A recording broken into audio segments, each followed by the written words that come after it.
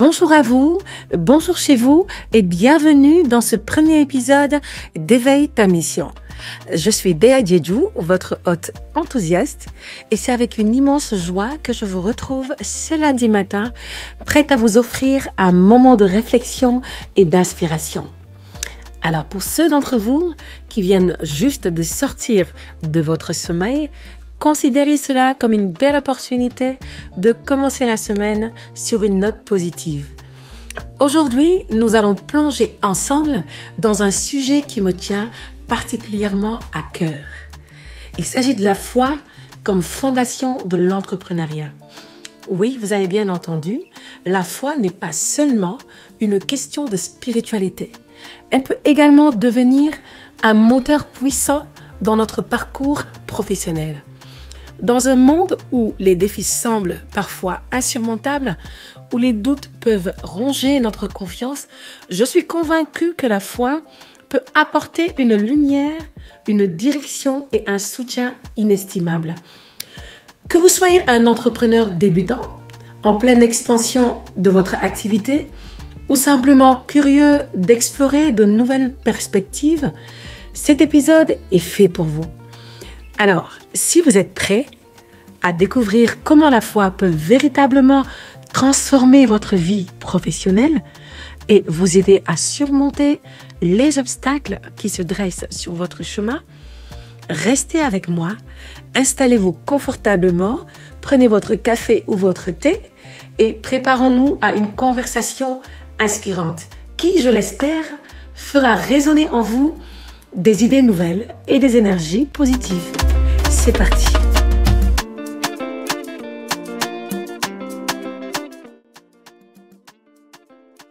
Alors, l'entrepreneuriat, c'est un peu comme naviguer en mer, n'est-ce pas?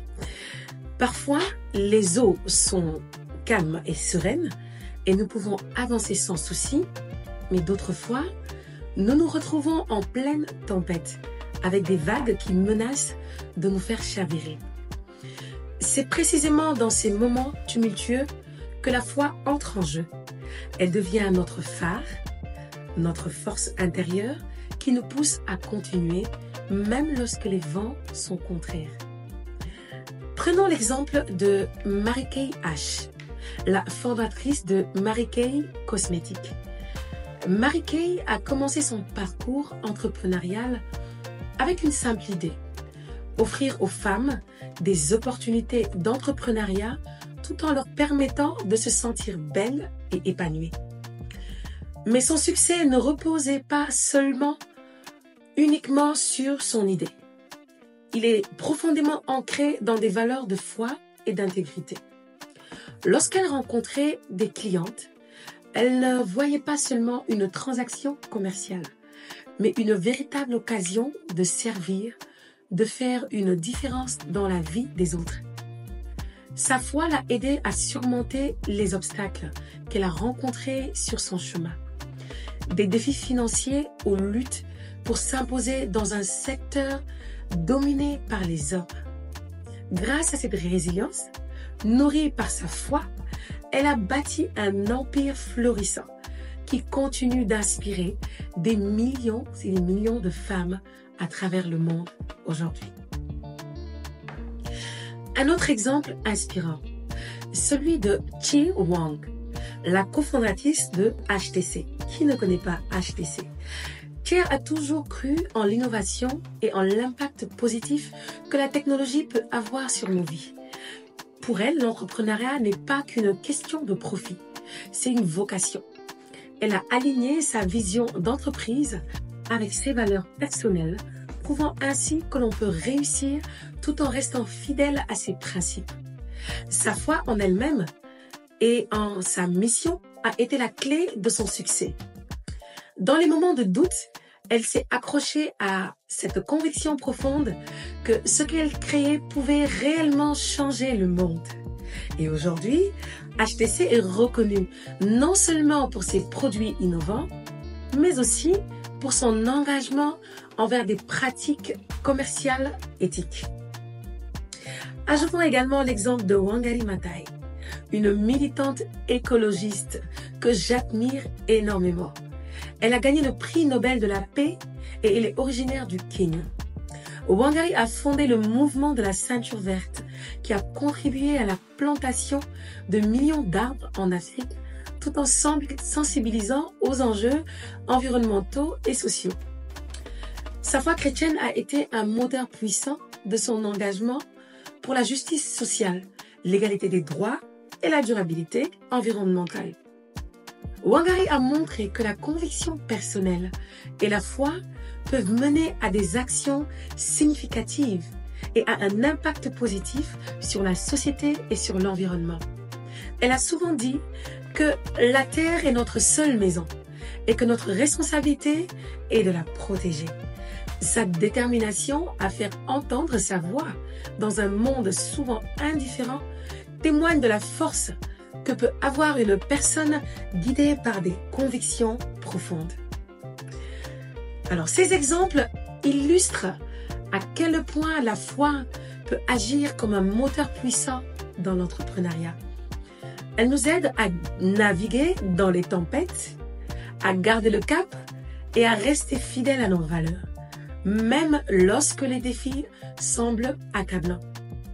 Alors que vous soyez au début de votre parcours ou que vous cherchiez à redéfinir votre mission, rappelez-vous que la foi, qu'elle soit en vous-même, en votre mission ou en un pouvoir supérieur, peut vous guider et vous inspirer à dépasser les obstacles. L'entrepreneuriat, c'est avant tout un voyage. Et la foi est le vent dans nos voiles. Alors je vous invite à réfléchir à votre propre parcours, à vous poser certaines questions, à savoir quelles sont les convictions qui vous soutiennent. Comment la foi peut-elle jouer un rôle dans votre cheminement entrepreneurial? Restez avec moi car nous allons continuer à explorer la manière dont la foi peut transformer notre vision de l'entrepreneuriat et nous donner le courage d'agir.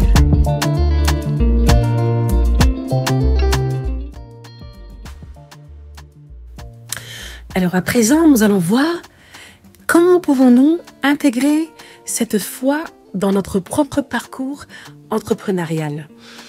C'est une question passionnante et je suis impatiente de vous partager quelques stratégies concrètes qui peuvent vraiment faire la différence dans votre vie quotidienne d'entrepreneur. Vous êtes prêts? Allons-y.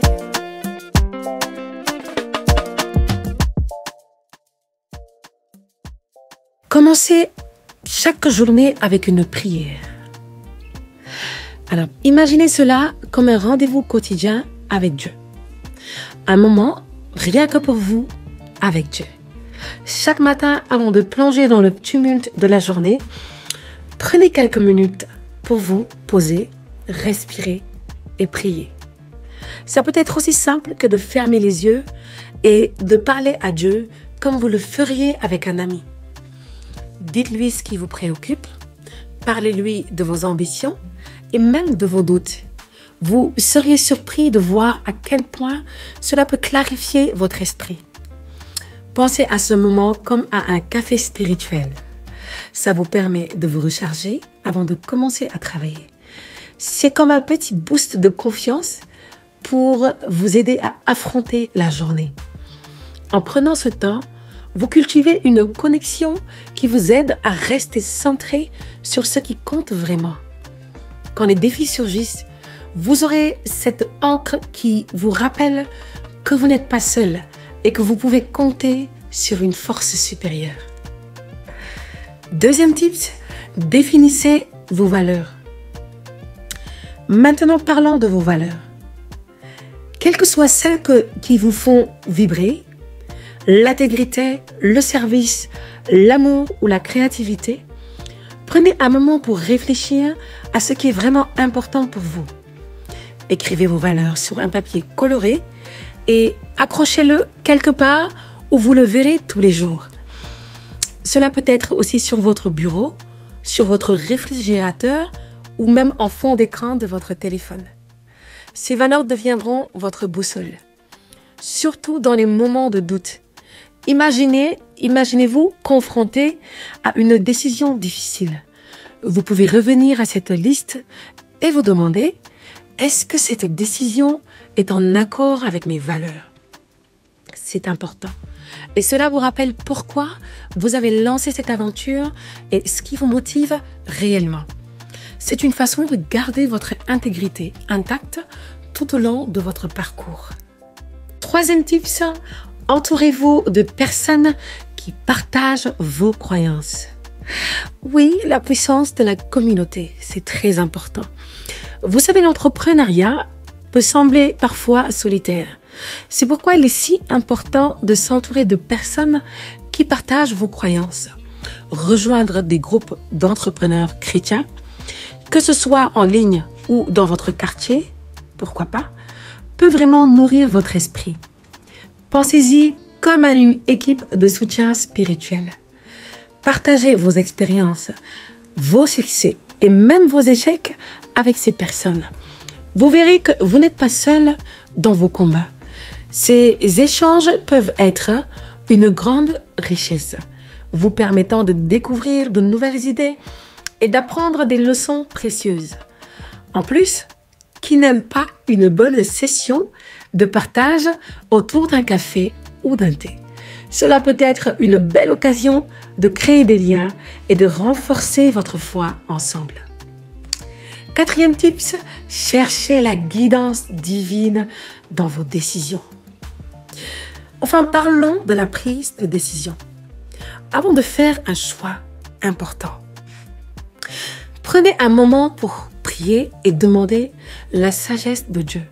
Cela ne signifie pas que vous devez passer des heures en prière. Parfois, quelques instants suffisent. Écoutez ce que votre cœur a à dire. Vous pourriez être surpris par les idées soudaines ou les intuitions qui se présenteront à vous. Cela peut être aussi simple que de faire une pause, de respirer profondément et de laisser vos pensées se poser. Parfois, la réponse se manifeste sous la forme d'une idée lumineuse, d'une rencontre inattendue ou même d'un livre que vous lisez. Soyez attentifs aux signes. Avec le temps, vous apprendrez à faire confiance à votre intuition et à reconnaître quand quelque chose clique. Cela peut vraiment transformer votre façon de prendre des décisions. Alors, en intégrant ces stratégies que je viens de vous donner dans votre parcours entrepreneurial, vous ne ferez pas que développer votre entreprise, vous construirez également une vie qui reflète vos croyances et vos valeurs. La foi n'est pas seulement une question spirituelle, c'est un véritable moteur qui vous permet de vous propulser vers de nouveaux sommets. Alors prenez un moment aujourd'hui pour réfléchir à la manière dont vous pourrez commencer à mettre en œuvre ces idées dans votre vie. Que ce soit par la prière, la définition de vos valeurs, la construction de votre communauté ou la recherche d'une guidance divine, chaque petit pas compte.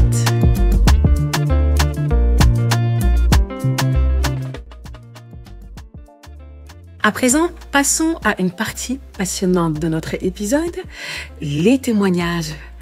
Alors, cette semaine, nous avons le plaisir d'accueillir Madame Chakan Rosalinyaï, cofondatrice de l'entreprise Empire du mariage.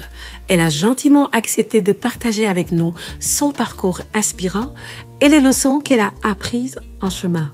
Pour nous parler de votre parcours et de ce qui vous a motivé à créer Empire du mariage. Bonjour, je m'appelle Marie-Rosaline Chakan. Je suis cofondatrice de l'Empire du mariage avec ma binôme Anne-Marie Lawson Contousson. Concernant notre parcours, notre profil, de par nos études universitaires, on a un profil qui n'a rien à voir avec la décoration. À toutes les deux, on a fait des études en comptabilité, en finance, en ressources humaines. Alors, on est toutes deux mamans, respectivement de 3 et de 5 enfants, avec à notre actif 7 ans et 10 ans de mariage par la grâce de Dieu. Quelles valeurs fondamentales ont guidé votre entreprise depuis le début et comment les mettez-vous en pratique au quotidien? Alors, les valeurs fondamentales qui ont guidé notre entreprise depuis le début, je dirais une amitié déjà, la sincérité, l'échange, mais aussi la foi. Elle est essentielle pour nous, car on partage la même confession déjà, et on essaie de la mettre en pratique au quotidien. Aujourd'hui, par exemple, dans le travail, on fera des demandes de messe avant l'exécution d'un marché. On priera pour avoir l'inspiration suivant ce que Dieu veut et pour que tout puisse bien se passer. Donc la foi est quelque chose qui est assez important pour nous deux parce qu'aujourd'hui la décoration, pour dire vrai, à la base on l'a pas appris. On le prend comme un don reçu de Dieu et qu'on exerce aujourd'hui. C'est devenu une passion, c'est quelque chose qu'on fait sans voir le temps passer, sans voir la fatigue qui s'accumule. C'est quelque chose qu'on fait avec beaucoup de plaisir. Avez-vous rencontré des défis particuliers en tant que femme entrepreneur dans votre secteur et comment les avez-vous surmontés?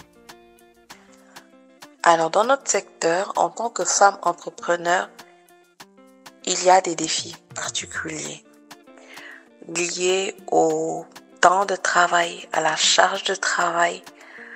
En tant que femme, devoir diriger une équipe d'hommes aussi, ce qui n'est pas évident et pas forcément acceptable pour certains. Il y a aussi comme défi le fait d'être femme, mère, le temps qu'on doit accorder à notre famille, les heures de travail en continu, chose pas évidente du tout. Donc, principalement les défis, ce serait ça. Ce serait trouver le temps entre le travail et la gestion de la famille, des enfants, les grossesses, par rapport aux engagements qui sont pris pour la déco. Il faut assurer, quelle que soit aujourd'hui la charge en tant que femme, en tant que mère. Voilà, il faut assurer. Ces défis, on les surmonte au quotidien, on essaie de s'organiser, on essaie de trouver le temps pour. Là, je me vois, en fait, je nous vois enceintes, en état super lourd, super fatigué, mais en train de respecter les engagements qui ont été pris pour rendre le jour de nos mariés exceptionnel, pour vraiment assurer la réussite de leur jour, un jour important pour toute mariée, pour tout couple, malgré la fatigue, malgré les maladies, malgré la vie de famille, malgré un état de grossesse avancé. Voilà.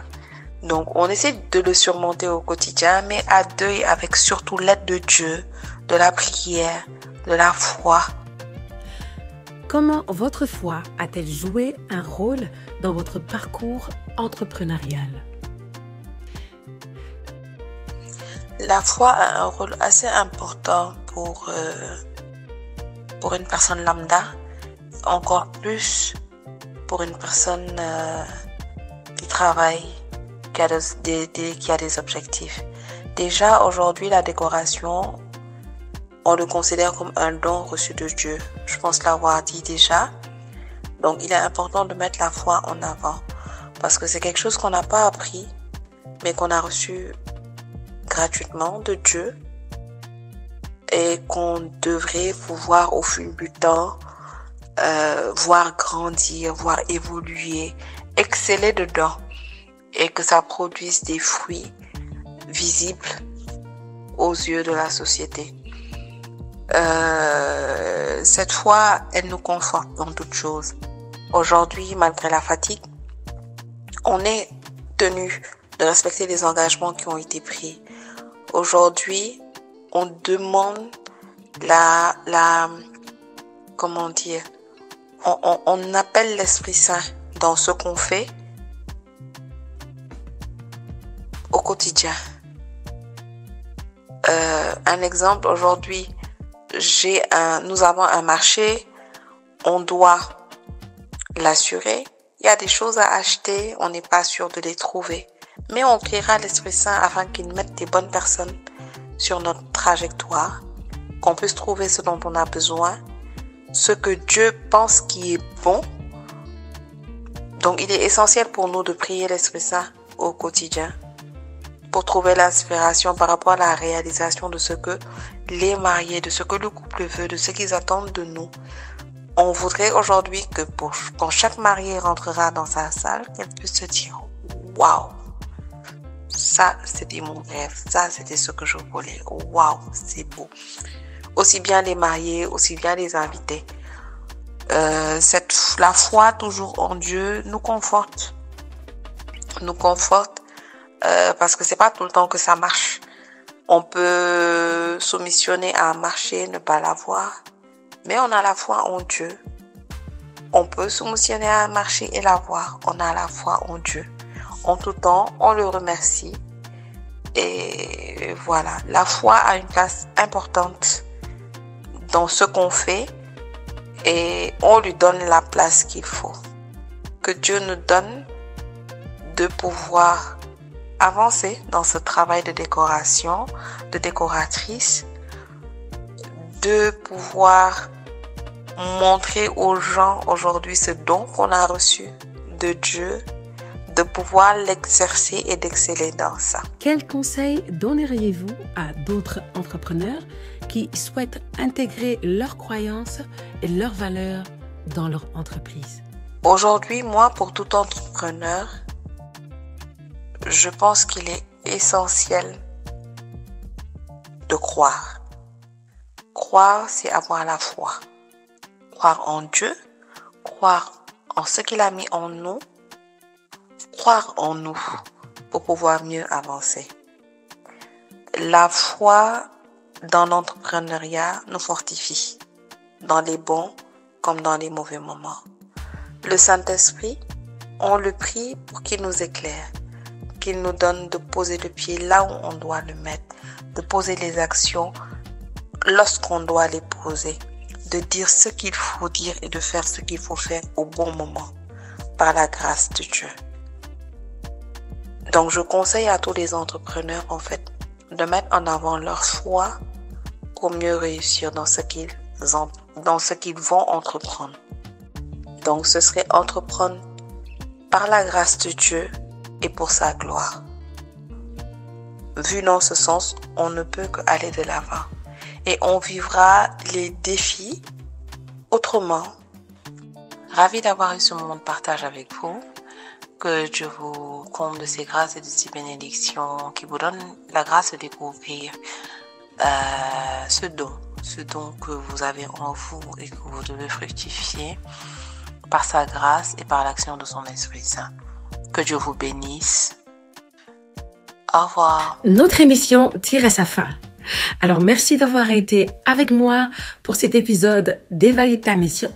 J'espère sincèrement que vous ressentez l'inspiration et la motivation nécessaires pour intégrer la foi dans votre parcours entrepreneurial. Rappelez-vous que la foi n'est pas seulement un concept abstrait. C'est une véritable force qui peut devenir votre allié tout au long de cette aventure passionnante.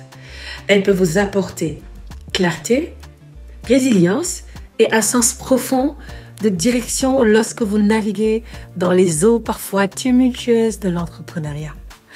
Alors, je vous encourage à mettre en pratique les stratégies que nous avons abordées aujourd'hui et à prendre le temps de réfléchir à vos valeurs et à votre vision. Chaque petit pas compte et chaque jour est une nouvelle occasion de vous rapprocher de votre mission. Ne manquez pas notre prochain épisode où nous explorerons un thème tout aussi essentiel: comment écouter la voix de Dieu dans vos décisions d'affaires. C'est un sujet qui mérite notre attention et qui, j'en suis sûre, vous apportera de précieux enseignements. Avant de vous laisser, je vous invite à vous abonner à ce podcast pour ne rien manquer des futurs épisodes. Et si vous avez apprécié ce que vous avez entendu aujourd'hui, n'hésitez pas à partager avec vos amis, avec votre famille ou vos collègues. Ensemble, nous pouvons créer une communauté d'entrepreneurs éclairés et inspirés. Et pour rester connecté, suivez-moi également sur mes différentes pages, sur Instagram, sur TikTok et sur cette page YouTube. Je suis toujours ravie de partager des réflexions et des ressources et d'échanger avec vous. Alors ensemble, éveillons nos missions, faisons de grandes choses. Je suis impatiente de vous retrouver pour le prochain épisode lundi prochain. À très bientôt et prenez soin de vous. Bye.